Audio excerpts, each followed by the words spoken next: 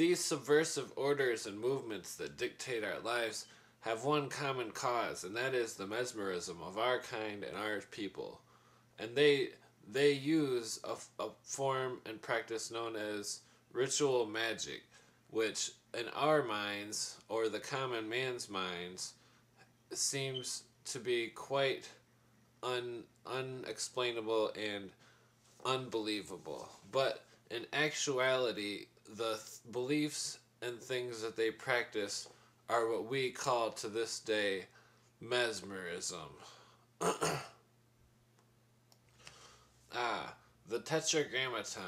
The triangle is a symbol of Saturn, the eye a symbol of Sirius, and the glowing radiance behind it is a symbol of the sun. This symbol can be found everywhere and anywhere, and here you see it on the cover of a Salem witchcraft book. The tetragrammaton is found in many fields of culture. The alignment of Sirius, Saturn, and the sun. Is this what this means? Or is it something of a time sequence, a matter of events? Here you see the one at the Vatican in solid gold, surrounded by cherubim or angels. Here you see it on the podium of Rex Church, the pyramid with the circle around it. Other churches show it with other symbols next to it, like the dove, the symbol of Venus, and the XP, the symbol of Cairo or Mars. And on the bottom right, the symbol of the hand gesture of the Baphomet, a something used for recognition in the spirit world from our world. Also a symbol of Mercury. On the $1 bill, you see the Annuit Coeptus, and then you see the Novus Ordo Seclorum. Dualistic age. It is the great seal of the capstone, the tetragrammaton, and on this, the top of it is crowned with the tetragrammaton, because it is time for a revolution in their eyes, or a change to our civilization and our culture. And these people orchestrate and run every aspect of our lives, and it will not quit, and it will continue on to our children's children's children unless we make a difference in our lives and we do something no one has ever done. Sin, it's an offering, something offered to the moon. And when you offer things, you offer them on the altar. Sin also refers to the moon. In every altar of every church that is worth a shit, there you will find the symbol of the tetragrammaton inside. This is an ancient English church. And here you see the circle with the triangle in the center representing the tetragrammaton. So who is it who is at the head of the command? Who is it that organizes and despises our freedom and our want to live and to be happy? Who is it that is it these 13 mysterious bloodlines? Or is it just a force of nature that we cannot comprehend? Whatever we call the Illuminati is most likely a front for something that's so big that we can't even understand.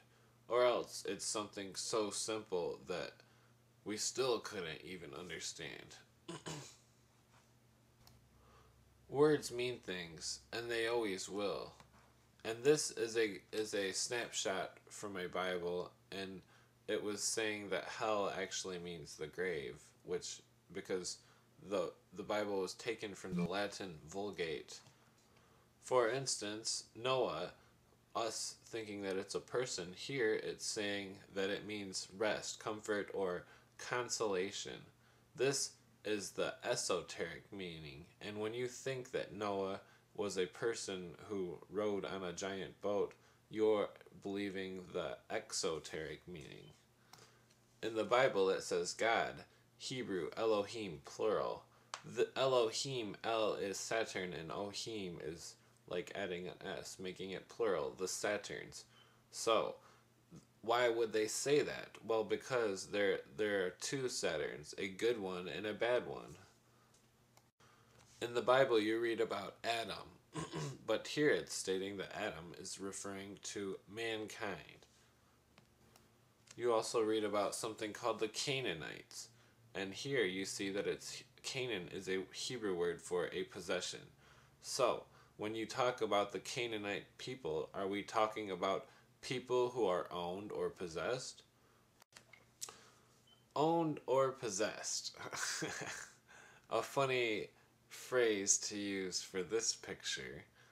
When one is cloned, the body of the clone would pick up the original frequency of the soul of the original owner of the body. So therefore, if Obama and his wife and family are clones, then they would be the original spirits that lived in those bodies. Here's a picture from Time magazine showing Obama's hands. They may not be Obama's, but they are depicted as Obama's. And when you see the ring on his finger, you will notice that it is a Freemasonic ring, a keeper of the light, because this man is keeping the light, and he's keeping it from you. What ritual is this that you see him performing in Israel?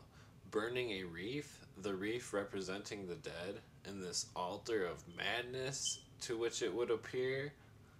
I don't even know where they would get such a thing. They all believe that they walk the path, or the 22 paths. They think that they prosper in body and health and mind, but they do not. They are weak, otherwise they wouldn't need to run with a pack. In some Masonic temples on the altar you will find the Talmud instead of the Bible, or possibly the Quran. These books are all Freemasonic books, and they were written for and organized by and for the Freemasons and their other friendly secrets. Here you see George Bush with his copy of the Talmud. What does he do reading this? The movie W portrays him as a ignorant and unsound mind man, and yet here he is seen reading a book of this nature. So how many people will it take before people start realizing that people are dying in other countries? They're dying for money. They're dying for security. They're dying for the United States corporation.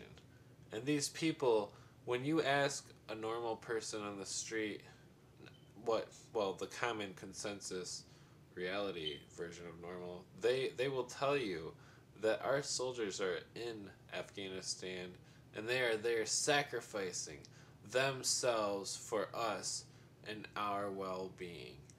Now, if you think or believe this, then you are one of them. Back in the 40s, there was a symbol worn by certain people known as Nazis, and that symbol was the Maltese cross from the Knights of Malta. And here you see it on our United States seal. Well, not ours, it's not mine. I don't trust the United States, and I don't wish for it to dominate our society, but it has, and it has for a long time. This Sun Order, the Roman Empire, England, whoever it is that is controlling our lives, needs to let go of the reins because they cannot hold on forever.